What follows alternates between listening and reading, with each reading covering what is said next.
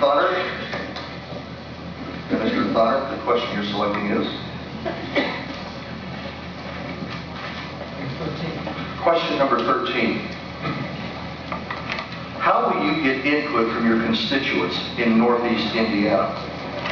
As a congressman, I think it would be important to have as much input as possible. One way to do that would be to return to the district as often as possible and have well in advance scheduled town hall meetings.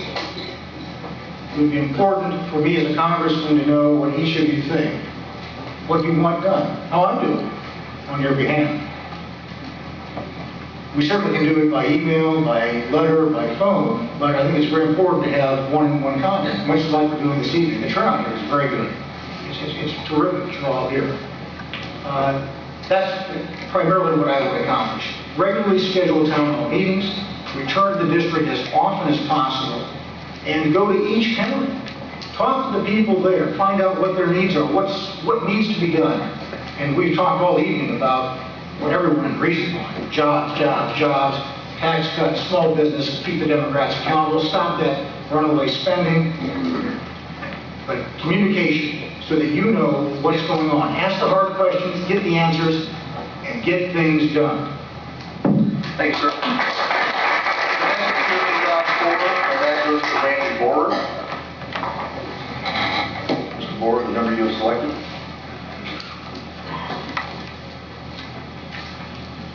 Question number 7. Question number 7. What is your plan for the Veterans Hospital here in Fort Wayne? That has been an incredibly difficult question and problem that Congressman Souter has battled for a number of years. It is my belief that when looking at the veterans' care, there are a couple of issues that are paramount to me, and I believe to the veterans. And that's quality of care, which must be number one, and access to that care. We must provide the best care that we can to those that served our country.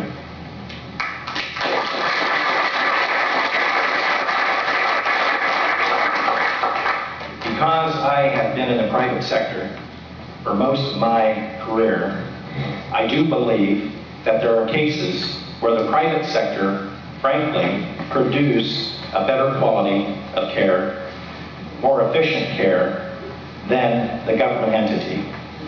I would look at a delivery system that would involve Parkview Hospital and Lutheran Hospital and surrounding hospitals to provide the excellent care that I believe the veterans deserve. And I would go to Washington and I would negotiate with the federal government along with the hospitals in this area so that those veterans have the best care available in the city of Fort Wayne.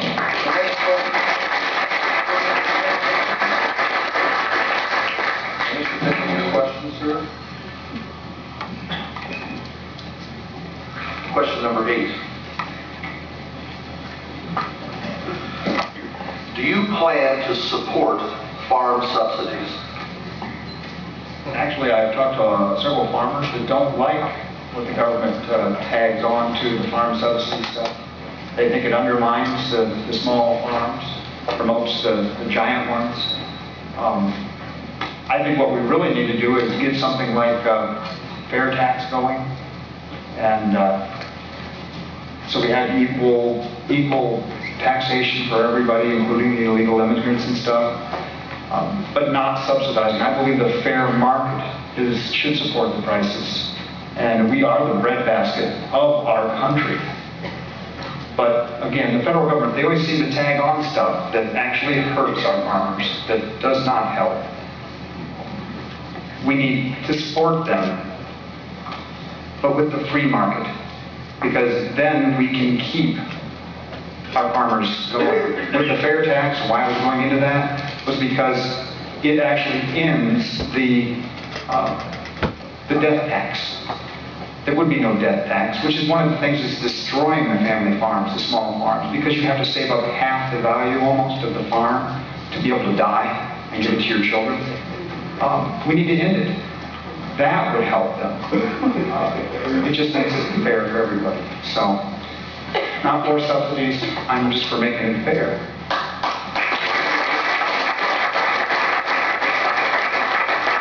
And Mr. Culver, your question number 3, sir.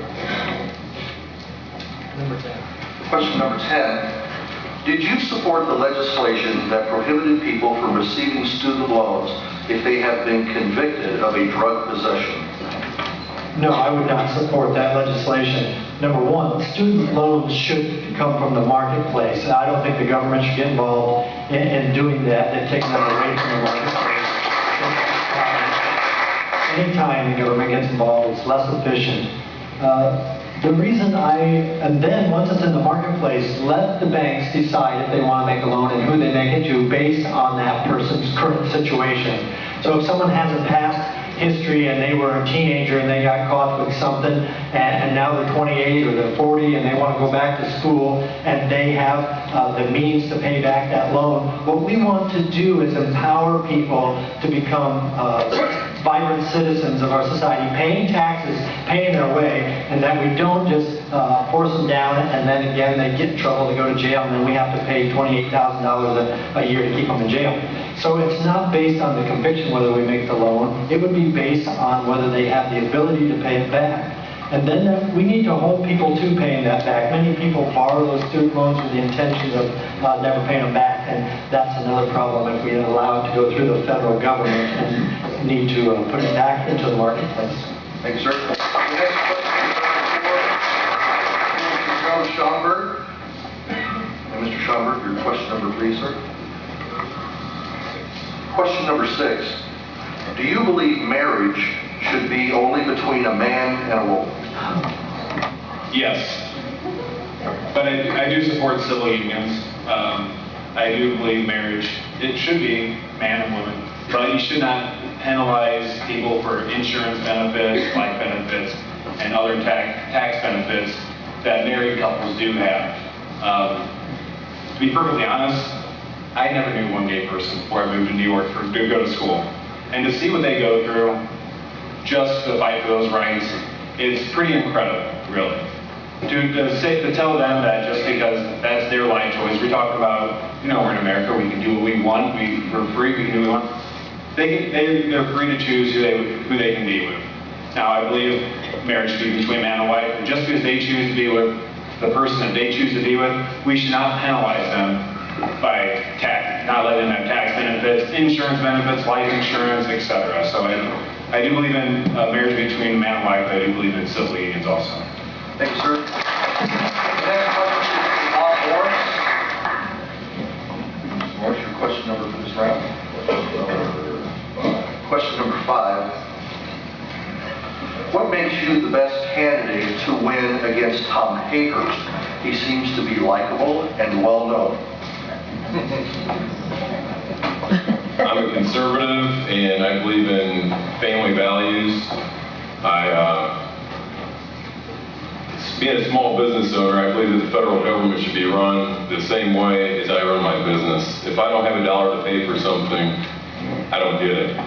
And the federal government, I don't know where they keep spending their money. I mean, from dollar to dollar to tens of thousands of dollars, hundreds of thousands of dollars. Since we sat here tonight, I was just calculating it, our national debt has gone up $300 million plus, just since we've been sitting here. Are we ever going to pay that back? I don't believe so. Dr. Hayhurst will open up the coffers, he'll spend more money, he'll, just from a scary perspective as far as our right to bear arms and numerous issues that he has, I would hate to see our military go to war without guns, from that perspective. So I see him for numerous things, family values, God first, family, and then I go to work. And that's just the way I was raised, and that's what I believe in.